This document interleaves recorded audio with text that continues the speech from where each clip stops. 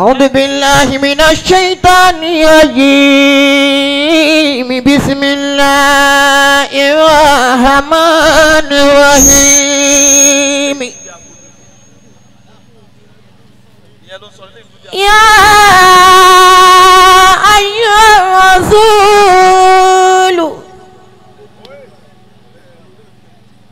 بلغ ما أنزل إليك من ربك وإن لم تفعل فما بلغت رسالته والله يعصمك من الناس إن الله لا يهدي لقوم الكافرين البارك أموجبرا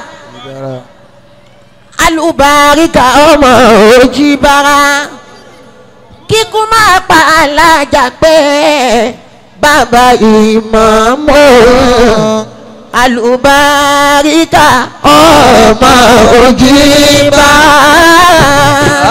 alùbáríkà ọmọ òjìbára alùbáríkà ọmọ òjìbára kíkú máa pa alájà pé bàbá ìmọ̀ọ́mọ́ alùbáríkà ọmọ òjìbára. أعوذ بالله من الشيطان الرجيم. الله. بسم الله الرحمن الرحيم. اللهم صل على سيدنا محمد. صلى الله عليه وسلم. ẹ dákun òru la wà ṣé àtún aláwẹ̀ ń gbòyìn lóru ni. صلى الله عليه وسلم. báwo bá ṣàgbọ́ nǹkan kan ṣàgbọ́ Allahumma salli ala Sayyidina Muhammadin.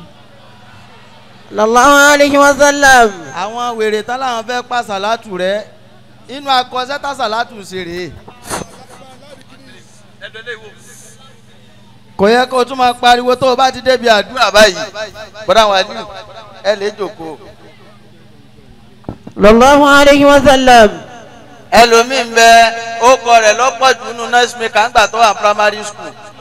bẹ́ẹ̀ni bọ́bá wa dé àyín tí bá ń rojọ́ ìjúwe ara rẹ̀ fún yín nù. bẹ́ẹ̀ni.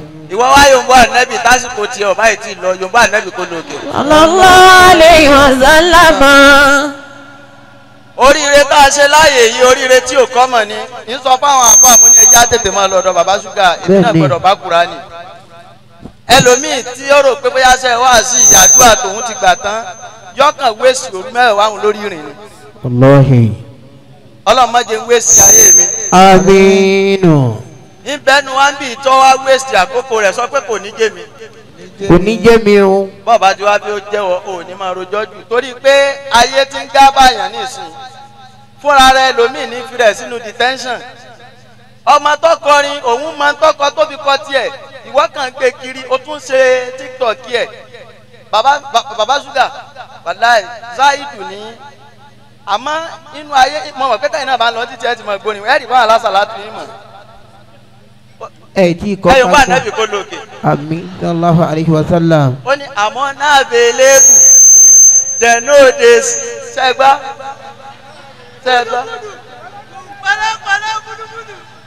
ẹ̀yọ̀ bá ànábì kó lókè. Sallallahu alayhi wa sallam. ìwọ táyé èrè òtí nítumọ̀ tó tún lọ́kọ̀ àmọ́ náà bèèlébù dẹ̀nóde sí mi ìjọ lálàánú tó wá rí ọ. àmọ́ tó bá mọ̀ pé láàánú ti rí ọ lóru òní yòǹbó ànábì kó lókè. Sallallahu alayhi wa sallam. inú tóru ẹ̀ ní ibi dẹ́rùbà mi nígbà táwọn ọ̀gá wa sọ lẹ́ẹ̀kan tí wọ́n sọ pé ọlọ́mọdé pé ó já mi àwọn ọkùnrin wa ní òun náà ṣe ámì ládùúgbò ọmọ tó ti sáàbù breakfast. Èpè oníjẹ̀bi ìwọ wo wọ́n tún wá tún sọ pé ó tún wá tẹ́wọ́ sọ́lọ́ ó tún síríọ̀sì ìwọ náà láàbùrù obìnrin sọ ọmọ bí wọ́n ti já ewédú wọ́n bẹ̀ já pa. Allahumma salli ala sayyidina Muhammad. Sallallahu alayhi wa sallam. صلاة تنجينا بها من جميع الأهوال والآفات. آمين. وتقضي بها جميع الآجات. آمين. وتطهرنا بها من جميع السيئات. آمين. وترفعنا بها عندك أعلى الدرجات. آمين. وتبلغنا بها أقصى الغايات. آمين. من جميع الخيرات في الحياة وبعد الممات. آمين. آمين آمين يا مجيب الدعوات. آمين. àlékún kẹ́kẹ́ kọ́ máa bá ànábì. sallallahu alayhi àwọn wa aráàlú sallam. ànábì asáábì ànábì bàbá mi Maulana al-Khalifa Muhammad Shuaib Jibara ọmọdé àgbà. adamallahu hayatahu. àfọwọ́dà Sheikh Muhammad Raji Suleiman Akànní Àdówómù. allahu hayatahu. ọlọ́mọ balẹ̀ àwọn àfọwọ́ wa jẹ́. àmín. mo fi tí wọ́n kí àwọn bàbá wa àgbà níkàlẹ̀. bàbá Maulana Sheikh Abdulrahim. Jamalul àbá Mari. dákúdákúdákú àwa la mú ọwọ́ de. wọ́n ti jà wẹ̀ máa lọ ní sùúrù. ọlọ́run jẹ́ kẹ́mi yóò gùn fún wa. Wáyíká aláì fi gòlì balidàdì. gbogbo nǹkan lè kú lè makọ́ mi makọ́. Wáyíká aláì fi gòlì balidàdì. bàbá wa tata bẹ́ẹ̀ bá ń bèrè bẹ̀ sí gidi lọ́dọ̀ ọlọ́run irú yín la tọrọ. kì í ṣe ọ̀rẹ́ téèyàn ó tún máa fi ṣe wá sí tara ó máa fún pé èmi lọ̀rẹ́ wa ń bá wí. àtòsí ọmọ ìwọ náà tún lè tún bá a lẹ́yìn ó tún bá a sọ̀rọ̀ ọlọ́mọ pàápàá lágbájá níwà báyìí ọmọ pé mi lọ̀rẹ́ rẹ̀ àtúnwá pé wọ́n kò rí kó sùn bọ́ọ̀ bá yà á rí ọjọ́ yà lọ lo britain àbí kọ́ lọ wo oògùn oorun kan lò. Wáyíká aláì fi bàbá gòlì àṣìṣe bàbá balidàdì. àtúntẹ̀ bàbá ẹ̀dákun. Wàfi gòlì àwálí wàfi gòlì záàdì. bàbá wa gbà níbẹ̀ ń gbogbo àwọn bàbá mi bàbá gbà Afẹ́nifẹ́re bàbá wa láàyà bàbá Afẹ́nifẹ́re wọlé Kùránì tẹ̀ ń sà lọ sí ọ̀sẹ̀ ẹ̀yin kì í fàdúrà ṣe fàárí àwọn kan bẹ bàbá wá sóde àwọn ti mọ̀ pé fẹ́ẹ̀kì ni wọ́n fẹ́ aya fídíò kọ́mọ yahoo rí ó lè sanwó ni kó lè mọ̀ pé àwọn àbá wa tún gbàdúrà mi lòde sẹ́bọ̀n lẹ jókòó yẹ wòye Kùránì tẹ̀ ń sànú lé ẹ̀ tún kó Kùránì wòde. Wáyíká aláì fi gòlì balidàdì. wọ́lá sàárà yín màálù di 13 téèyàn ti pa lẹ́nu tọ́dún ìbẹ̀rẹ̀ yìí níbi tẹ́lómìn ti lè gbá àwọn mòlúdì àwọn màálù tó fi ṣe mòlúdì ètànlẹ̀ ó tún lóun fẹ́ ṣe lè láti kọ́ di àbó kíníkì ló tún wá. Wàfi gòlì àwálí wàfi gòlì záàdì. àwọn akílápá ẹ̀ máa gbádùn gbogbo ẹ̀yin ọ̀gá mi ẹ̀ dákun ẹ̀ dákun Wàfi ó yá sí gòlì àwálí wàfi gòlì záàdì. ìtí ọ̀dọ̀ bàbá Ṣúgà fi máa ń kún bàbá Afẹ́nifẹ́re ẹ ti bùn mí lódìdí nǹkan bẹ̀ hùn yìí sí. Wàfi gòlì àwálí Tòun tí kẹ́lẹ́ máa ń wẹ̀ nù wàfi láti gòlì kọ́ záàdì. búbe Anakumullah. ìwọ kéwù. Wàfi gòlì àwálí wàfi gòlì záàdì. bàbá Afẹ́nifẹ́re láyé cashless yìí EFCC oníwájọ kí wá ń lé. àmín àmín. ẹyọ máa gẹ́gẹ́ rákùn ẹsẹ̀ pẹ̀lẹ́pẹ̀lẹ́ bí n bá lọ ẹjẹ́ ń lọ lé láyọ̀ kì í ṣe pọ́pọ̀ náà. Wàfi gòlì àwálí. gbogbo ẹ̀yin àgbàlagbà ẹ̀dá kù Wàfi bàbá Karama gòlì záàdì. bàbá Ṣúgà oríire lẹ kó bá gbogbo wa oríire tẹ kó bá wa yẹn. Jamalul Mari lábílẹ̀ wájì lákì. oríire tẹ kó bá wa kì í ṣe pé eléyìí tẹ̀ ń ṣe yẹ fi sojú ayé àwa là ń lọ lè láti bọ́dì lálálẹ̀ à ń lọ bòmí pé ẹja lè káàsì kúrúsì káàsì mọ̀ gbalẹ̀ lọ ni nígbà tó pè wá ní mòlúdì tá a wá rí àlè láti bọ́dì tá a rà dùà kan nígbà téèyàn fẹ́ fẹ́ yẹn 32 láwọ̀dù nígbò làwọn màláìkà òbí dé. Jamalul Mari lábílẹ̀ wájì lákì. bẹ́ẹ̀ báyìí tí tó náwó sí ẹ fílẹ̀ náà lè láti rìkọ́dìrì kí gbogbo èèyàn wá soríire ni aláàjì lágbádá ẹ wá gbà wọ́ọ̀dù yín màláìkà aláàánú wádé wàrúù fi yáwádé wọ́n gbé sàlámù yìí ọba wa níta ti ń já wọ́ọ̀dù. Jamalul Mari lábílẹ̀ wájì lákì. we can do better a lè ṣe dáadáa jù bẹ́ẹ̀ lọ èló lọ fẹ́ rí nítorí pé tó bá jíjọ́ kejì bùkátà ti gbà á tán.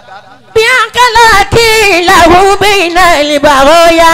bàbá Ṣúgà lọ́dọọdún báwo ti máa wá rèé ẹ ṣe á ní dáadáa. Àmín. ẹ̀yin náà láàsì tún máa bá. Àmín ya Allah. wọ́n láyé àjẹ́ ti bẹ láàrin wọn yìí. Àmín. tí ọmọ ara rẹ̀ bàjẹ́ lòun wọ́n jẹ lẹ́kùn fẹ́ lóbi ọmọ iye sàárẹ̀ ẹgbẹ́ tán ti dọ̀ ni èkúrú ti kúnlé àfa mi ẹ rò pé ń bọ fa ni. Tazayyan. ìgbà tí kì í rí ju ẹgbẹ́ lọ. Ìtòlídìí kan yóò sífàtì. ẹgbẹ́ ń dọ̀la àbúyọ̀ ni mo gbọ́ bẹ́ẹ̀ náà lẹ́nu àfa alágbájá ẹgbẹ́ ni. Bí o sì ní taka lókè ní àgìlá ṣàjáyà. wọ́n náà gbogbo olóríire tó débì lónìí bàbá Ṣúgà ẹ̀ nílùú ẹ̀mí kúkúrú. Àmín ya Allah. wọ́n lá dáadáa yín tẹ̀ máa fi kún àwa tá a jọmọ lẹ́yìn yín lójú gbogbo ìgbà. gbogbo bá a ti ní kórí fún yín bọ́ bá dọ̀kan tiwa náà bẹ́ẹ̀ kórí bẹ́ẹ̀ báwa náà ti dílé wa. Àmín. gbogbo wa tó débì lónìí sọ pé àdúrà mi ti gbà. Àdúrà mi ti gbà.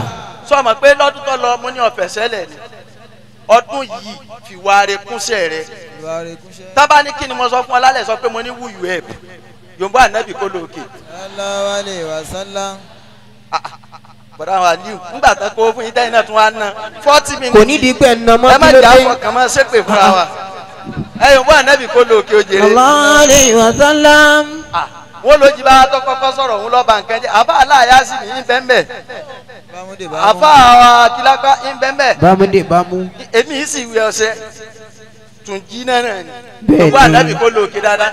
sallallahu alaihi wasallam. bó bá fẹ́ máa pẹ́ mo rò mo ń parọ́ ni bó ṣe jù sí wọn òwò gánjẹ́ kẹ́mi gán máa fi yìí tì ẹ yorùbá ànábì kó lóòkè òjèrè. sallallahu alaihi wasallam. jama anabuwa Muhammad sallallahu alayhi wa sallam ani Anas ibn Malik. látọ̀dọ̀ anasi ọmọ maliki.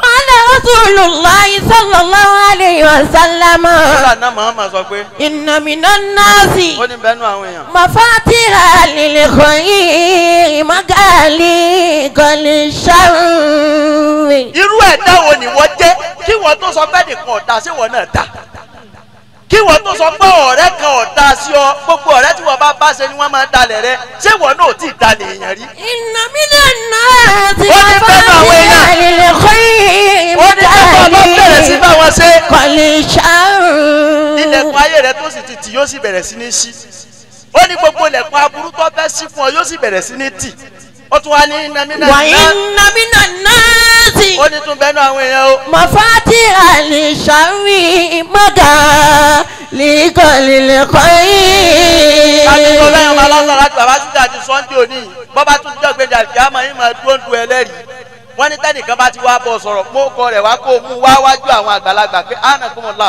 ẹni yìí bá mi sọ̀rọ̀ nígbà tó ọgbà ṣúgà ọgbà nǹkan àwẹ̀ fún yá rẹ ọgbà fẹ́gbọ̀n bàbá rẹ ọgbà tààfà sí o wọ́n wá bírèkì àtìrẹ wá ní bàbá ó ti tún gbé e dé tání bàbá ẹ̀. wa inna minan nasi mafatiha lil sharri maghaliqal khayri. àwọn kan tẹ tó ẹgbẹ́ tá bá wọnú ayé rẹ bó o bá ti ràánú tẹ́lẹ̀ yóò sì tì mafatiha lil sharri. wọ́n wá sẹ̀ sílẹ̀kùn ìbànújẹ́ gbogbo ẹni tí ó wọnú ayé wa tí ó sílẹ̀kùn ìbànújẹ́ fún wa ọlọ́run bá wa tilẹ̀kùn mọ́ wọn dáadáa. maghaliqal khayri fatubi liman ja'ala Allahu mafatihal khayri ala tí yadayhi. mo fẹ́ kó o lọ dìmú lóru òní ni pé oúnjẹ tí wọ́n ń jẹ tí wọ́n ń dànù wọn àkàn bẹ tí wọ́n ò rí nǹkan kan jẹ rárá o. bí wọ́n ti rò pé ààwẹ̀ nìkan ní máa ń gbóyàn sàárì náà ń gbó ẹlòmíì o. ọdún lọ́wọ́ kù fẹ́rẹ́fẹ́ yìí táníwọ́ náà ti ṣèrànlọ́wọ́ fún ìjẹ́ bá àwẹ̀ ti pọ̀ tó tọ́ lọ yìí tó ṣèrànlọ́wọ́ fẹ́ nìkan ọdún ló tún fẹ́ dé yìí bọ́ọ̀ bá gbé nǹkan àwẹ̀ wá àdámọ̀ láwà yàtà bàbá ṣúgà ń gbádùn yín tó fún wọn ní mílíkì. wa wailun liman ja'ala Allahu mafatihash sharri ala yadayhi. èmi máa ń sọ bá alásàlá tù mí bẹ́ẹ̀ bá láàánú wa kódà á ṣàdúrà fún yẹn ẹ̀ dà níyàn lọ bí ilẹ̀ bí ẹni tó jẹ́ pé iṣẹ́ owó rẹ̀ kò lè ra Camry pẹ́ńsù yóò máa béèrè bẹ́là yóò máa béèrè Land Rover 2022 ní ìtì bàbá rí ogun. wa wailun liman ja'ala Allahu mafatihash sharri ala yadayhi. látòrò òní lọ tí wọn náà bá fẹ́ kádùn àrí ọgbà ju tẹgbẹ́ rẹ lọ máa ṣe dáadáa ju tẹgbẹ́ rẹ lọ bọ́ọ̀ báyìí tí máa ṣe dáadáa tẹ́lẹ̀ tó o bá níwà abú tó o níwà kéta tó o níwà kẹ́ni mẹ́ni òru òní náà ní kọ́ ọbẹ̀ lọ́hùn ti pé ọlọ́run yọ lẹ́mìí mi subahana rabbika. rabbil izzati amma yasifun wassalamu alal mursalin walhamdulillahi rabbil alamin. yorùbá náà Muhammad ara bọ́ọ̀ bá gbádùn bàbá àgbà Òjìbára tún pariwo ọlọ́run pé Allahu akbar. Allahu akbar. kafa bil mar'i aibun an tara'u lahu wajhun wa laysa lahu lisanu. ó burú fọ́mọnìyàn kọ́ yá ìbẹ̀ ti yá yìí Ìmáàmù Òjìbára káwá pé máikrófóònù fún kọ́ máa wá sọ pé ńgbà náà òun ń pa áyàn òun tó ń gbàdún dáadáa. ẹ̀kú tẹ́ náà. bàbá wa Òjìbára ọlọ́run ò ní jẹ́ ó bàjẹ́ fún yín.